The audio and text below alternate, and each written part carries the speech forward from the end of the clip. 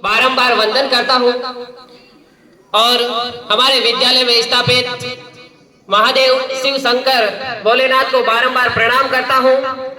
हमारे विद्यालय के प्रधानाचार्य जी एवं व्यवस्था अध्यापक एवं सभी मेरे गुरुजनों और मेरे साथ पढ़ने वाले सभी सहपाठियों को तहे दिल से हार्दिक स्वागत एवं अभिनंदन है।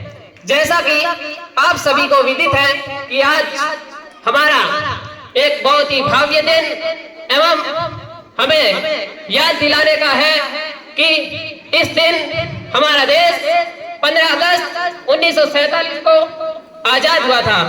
लेकिन हम सबको केवल ये याद में ही नहीं रखना है बल्कि इनको अपने भावों में अपने धारण करना है कि कैसे इस आजादी हमें मिली है। इनकी कुछ न कुछ विशेषता हमारे पास होनी चाहिए, इसको भूलना नहीं चाहिए। ये आजादी हमें ऐसे ही नहीं मिली है, इनके लिए हमारे कई महापुरुष शहीद हुए जिनकी कुर्बानियों को आज हम सहते हैं और आगे भी इनकी कुर्बानियों को हम सहते रहेंगे। हमारे ऐसे महापुरुष शहीद हुए हैं जिनकी आज हम याद, जैसे हमें कुछ न कुछ महापुरुषों की नाम याद है,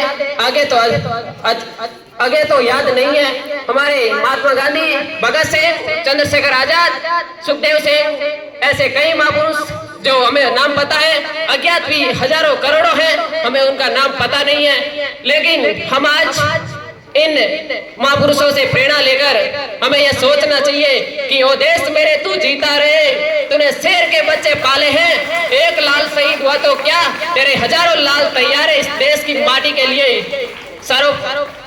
इस देश के राष्ट्र ध्वज में सबसे ऊपर दिखने वाला केसरिया रंग देश की ताकत और साहस एवं वीरता का प्रतीक है और जो बीच में दिखता है श्वेत रंग, ये शांति और सद्भावना और सभी धर्मों का सम्मान सिखलाता है। सबसे नीचे हरा रंग केसरिया एवं सबसे नीचे हरा रंग ये हरियाली एवं स्मृति का प्रतीक है और जो बीच में दिखता है अशोक चक्र, ये हमें निरंतर आगे बढ़ने की प्रेरणा देता है। लेकिन हम सब ये बातें ध्यान में ना रखकर भी आज आजाद होकर भी आजाद नहीं है, क्योंकि जब तक हमारे अंदर नफरत एवं दूसरी बात बुराइयां खत्म नहीं होगी तब तक हम आजाद नहीं हो सकते।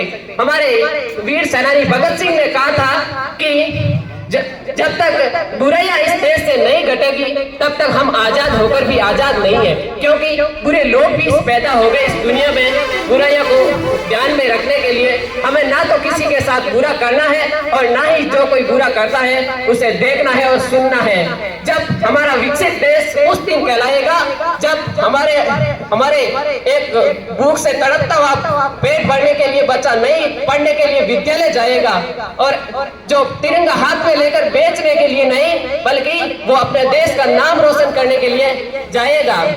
हम उस दिन अगर तुझे सूरज की तरह चमकना है तो सूरज की तरह उगना ही पड़ेगा और सूरज की तरह जलना ही पड़ेगा। अब हम पुरुषों से नहीं, महिला भी हमारे देश में कई स्वतंत्रता के लिए लड़ी है जिनकी आज हम कुर्बानी चाहते हैं। जैसे रानी लक्ष्मीबाई सरोजिनी नायडू, जिसे बगावत के खिलाफ में याद किया जाता है। रानी लक्ष्मीबाई ने अपने छोटे पुत्र को पीठ के पीछे बांधकर मैदान में उतरी थी। उन्होंने ये अनुभव नहीं किया कि मैं एक माँ हूँ, अरे माँ होने के नाते क्या मैदान में उतर नहीं सकते। उन्होंने अपने देश के लिए अपने पुत्र को पीठ पीछे बांधकर मैदान में उतरी थी। मैं इसी शायरी से अपनी वाणी को विराम देता हूँ कि काश मेरी जिंदगी में कोई शरद की शाम आए, काश मेरी जिंदगी मेरे वतन के काम आए। ना है मौत ना है खौफ का आरज़ू जन्नत की, मगर जब कभी जिक्र हो शहीदों का काश उसमें मेरा भी नाम आए। कोई पूछे मेरे बारे में तो मेरी ये पहचान लिख देना कि उठना मेरे कमांडो और छाती पर हिंदुस्तान लिख देना। कोई पूछे कि वो पागल कौन थे तो क्रांतिकारियों का चेला और इंकलाब का गुलाम लिख देना। अगर बची हो मेरे जिस्म लहू तो उठाना फेंकना भूमि पर और माँ तुझे सलाम लिख देना। जय हिंद, जय भारत।